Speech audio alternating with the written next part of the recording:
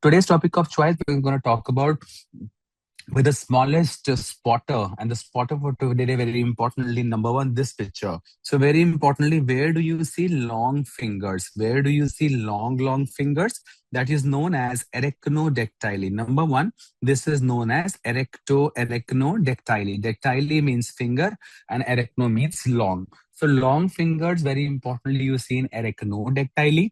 And so means indirectly, today's topic of choice we're going to talk about is Marfan syndrome. Because long fingers, erechnodactyly, it is seen in Marfan syndrome.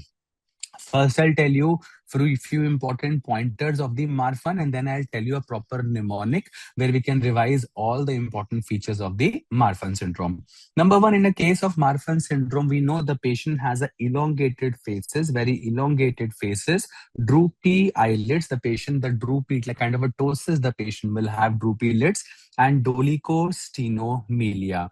See, the meaning of melia is limbs. Dolicostino. Dolico means long and the steno means narrow. So long, narrow limbs. In Hindi, if I say लंबे लंबे पतले पतले हाथ, हाथ लंबे होंगे हाथ जो बड़े पतले पतले से होंगे. So I'll repeat again. Dolico means long, steno means narrow, and melia means limb.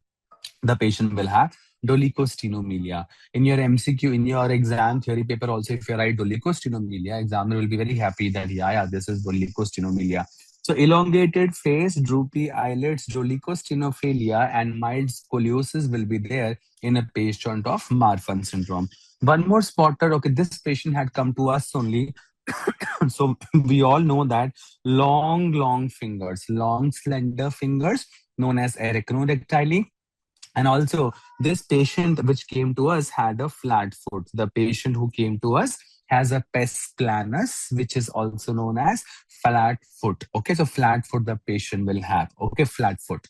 Now, we all know Marfan syndrome. Like these people, basically, I remember I had a patient of Marfan syndrome. She was able to rotate her finger like that. She was able to touch her thumb like back, like this, fully, she can rotate her fingers into many angles. So it's a connective tissue disorder basically, and the mutation. This is an MCQ. So remember fibrillin mutation. Fibrillin problem is there. So there is a mutation in the gene encoding the extracellular matrix protein, that is fibrillin. In simple one-liner, fibrillin deficiency is there. Fibrillin, the muscle fibers, there the mutation is there. That is why this patient is having long limbs. Remember that. Number one. What is fibrillin? We all know fibrillin, it is a protein that is a major constituent of the microfibrils, our muscle microfibrils. So fibrillin is the main protein which is the major constituent of microfibrils. So mutation in the fibrillin means there's a prominent disruption of the microfibrils, or basically the elastic fibers. Basically, there's a problem there basically in the disease tissues.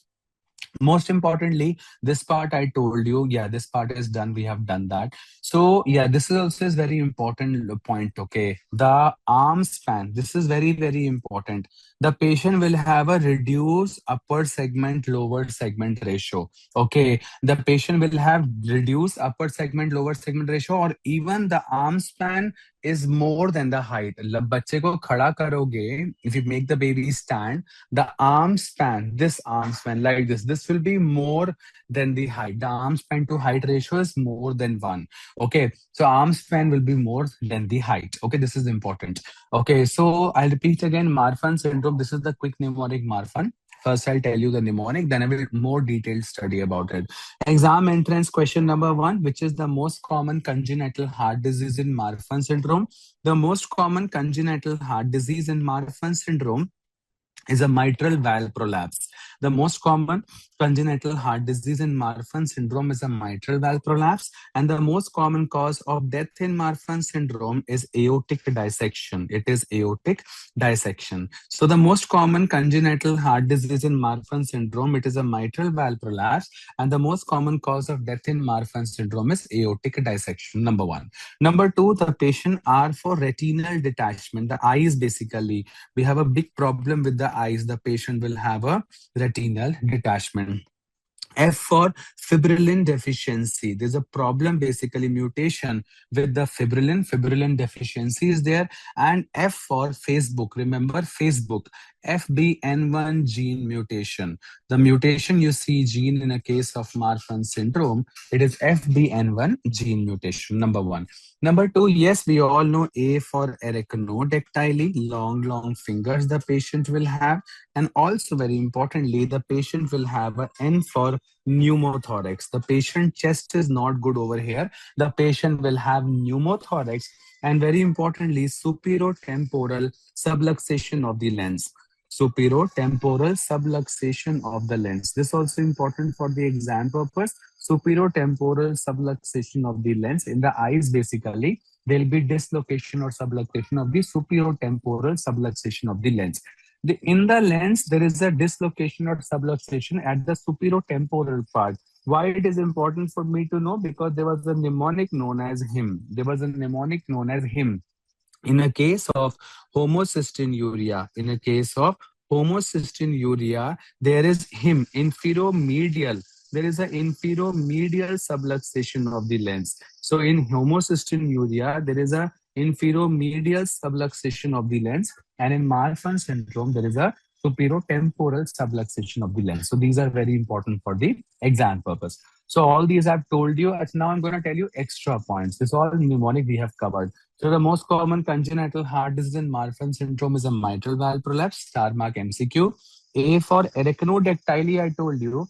And even the patient can have camptodactyly. See, dactyly means fingers, okay? Dactyly means fingers. Arachnodactyly will be long fingers, and camptodactyly, C for campto, C for contracture. C for campto, C for contracture of the digits will have. And it is a autosomal dominant inheritance. It is a autosomal dominant inheritance. Remember, R for retinal detachment, I told you. F for fibrillin deficiency, I told you. Facebook, FBN1 gene mutation, I told you. And this problem basically happens on the chromosome number 15. They might ask you in the exam. The chromosome involvement over here is chromosome number 15. And F for flat foot, which we saw in the patient. F for facial features, and again F for flattening of the midface. There's a total flattening of the midface, and F for flexible joints. This is what I told you, joint flexibility. Where else can you see joint flexibility? In Ehlers-Danlos syndrome also you see joint flexibility. So F is very interesting here. Fibrillin deficiency, flat foot, flank flexible joints, and facial features.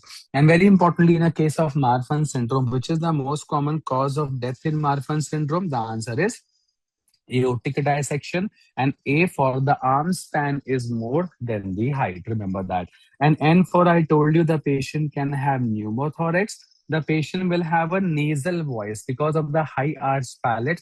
It will be looking like I'm speaking from the nose, nasal, voice, and nearsightedness. Okay, the patient will have a myopia. So nearsightedness will be there. And negative urinary cyanide nitroprusside test. If you do a urinary cyanide nitroprusside test, it will be negative. And S for superotemporal subluxation of the lens, which I have told you. And S for superotemporal subluxation of the lens, S for scoliosis, like a lateral bending of the spine, and sternum. In the sternum, either you can have pectus excavatum or you can have pectus carinatum. So what is pectus excavatum? Where the AP diameter is more like a pigeon shaped chest, where the AP diameter is more than the transverse, and carinatum means like a funnel shaped chest.